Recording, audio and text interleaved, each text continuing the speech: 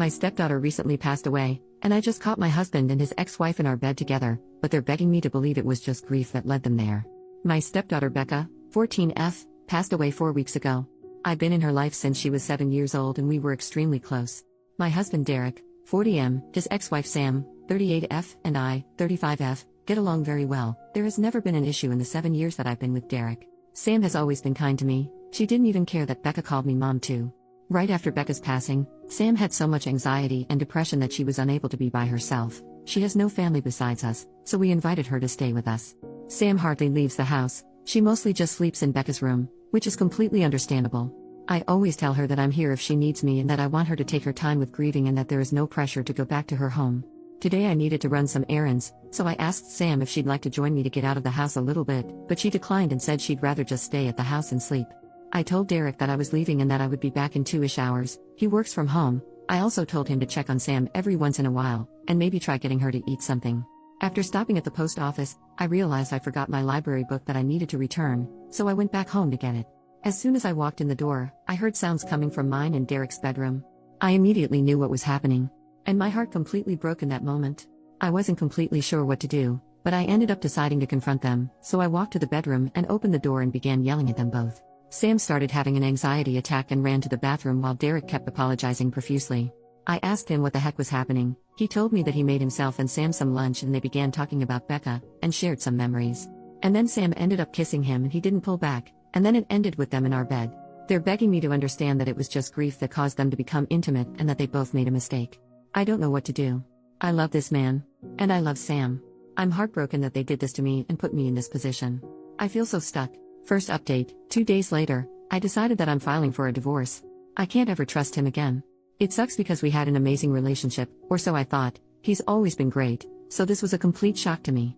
Last night, Derek came over to talk. He confessed to a lot. Turns out it wasn't their first time being intimate like most people thought. They've been making love since 3 months before Becca died. I am completely shocked and heartbroken. Sam also reached out last night and thanked me for everything I've done for her and told me she was sorry. I didn't respond though. I just blocked her. I did so much for Sam and considered her a friend, so this hurts a lot, more than I can handle. This is all too much. As hard as this is gonna be, I need to leave Derek and cut them both out of my life. I am ready to do so. I am done. Also, some people are saying I deserve this because I should have known better than to let Sam into our home, around Derek. But, you need to understand that I'm a giving person. I trust people more than I should. I truly thought Sam was an amazing person. I know it's unusual to become friends with your husband's ex-wife, but it's just how it went for us, and I shouldn't be blamed for what happened. Thank you to everyone who commented nice things and for the kind messages. You've all been helpful during this insanely difficult time. I appreciate it. I'm getting lots of questions about some things, so I figured I'd answer a few of them. 1. Have I told anyone about what happened besides my mom? Yes, I told a few friends and some family members.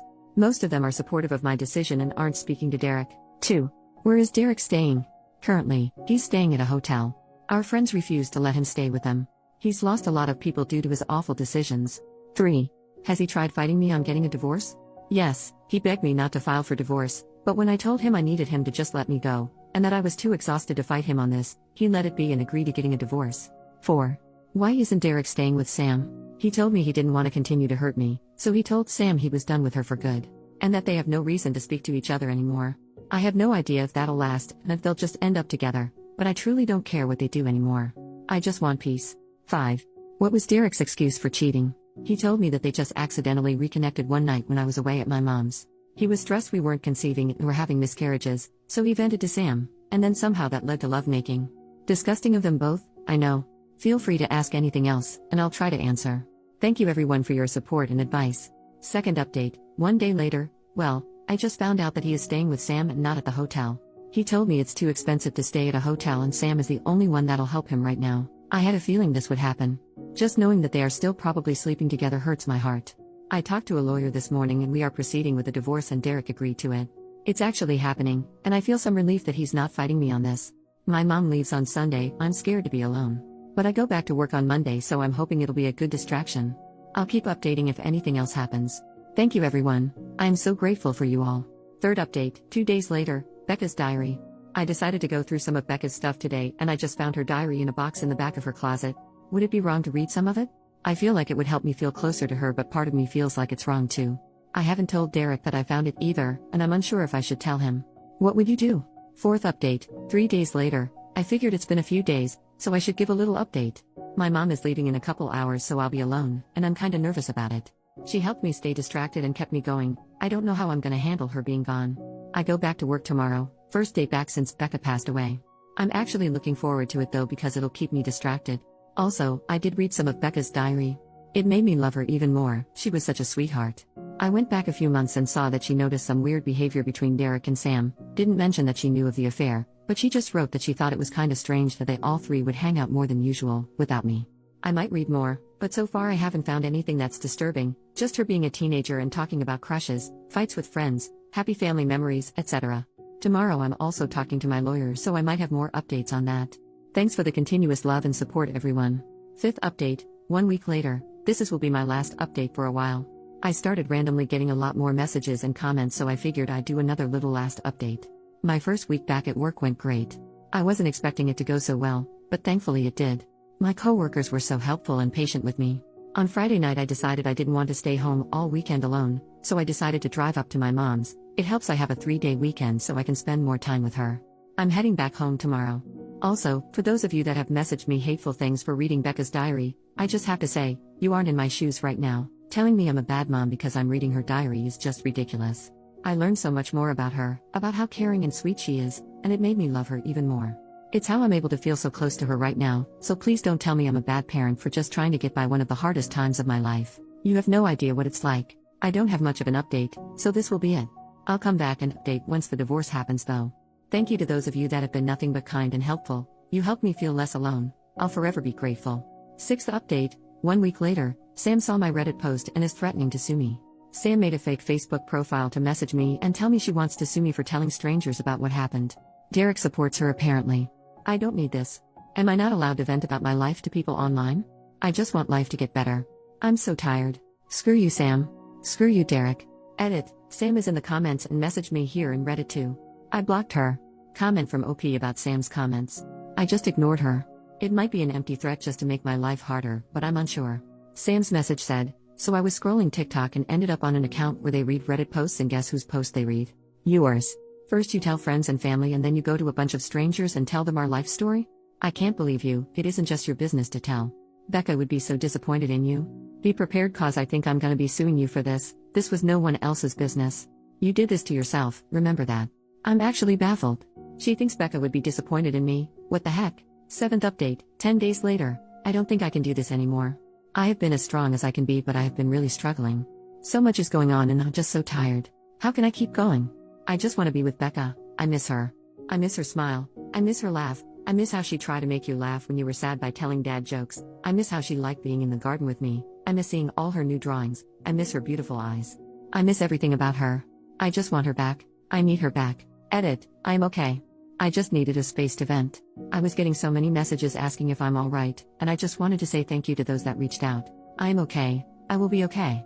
Some days are harder than others, but I think I'll get through this. I'm so grateful for the little community I have here. Thank you all so much. 8th update, 2 weeks later. Sam ended up taking her own life on June 20th. I am still trying to process everything. She had hurt me deeply, but this isn't something I wanted whatsoever. And Derek blames me.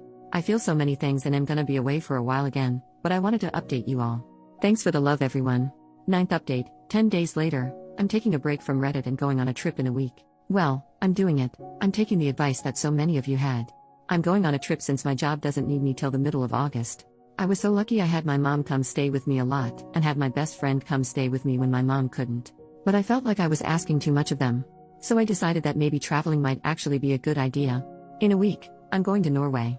Becca and I always wanted to go there one day. It was on our bucket list. I'm actually excited.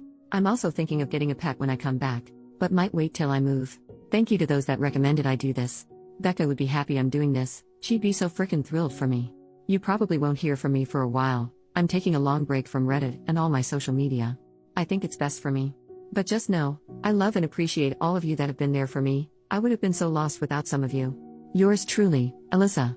10th update, 3.5 months later. Hi everyone. I haven't been on here in so long. I got so many messages asking me to do an update, so here it is. Norway was absolutely breathtaking. I had so much fun and met some amazing people while I was there. I plan on returning in the future for sure. A couple weeks ago was the 6-month anniversary of Becca's death. It's been hard, but it's getting easier to live everyday life, but it also pains me to say that, because I feel guilty for moving on and healing. I don't know if that makes sense, maybe it does to those who have also lost someone close. I moved out of Derek's and my house a month ago and got myself a cozy little house all to myself, and oh yeah, I got a dog. His name is Charlie and he's a darling little Cavalier Spaniel. He's been great. I absolutely love him. Also, I am officially divorced as of last week. It was a very easy divorce and I'm so happy about that. But Derek didn't want any of Becca's things when we tried figuring out who gets what. He left it all to me. I tried hard to get him to take something because I feel like he'll regret it, but he said he didn't want anything, so I have all of Becca's stuff. I have no idea why he didn't want anything, but I have it all in the guest bedroom right now. I'm trying to figure out what to do with everything. Derek is apparently an alcoholic now and quit his job. He seems to be doing terrible. Besides all that, I don't know if I have anything else to share. I just want to say thank you again. I've made some friends on here and I am so thankful for you all. I appreciate every one of you.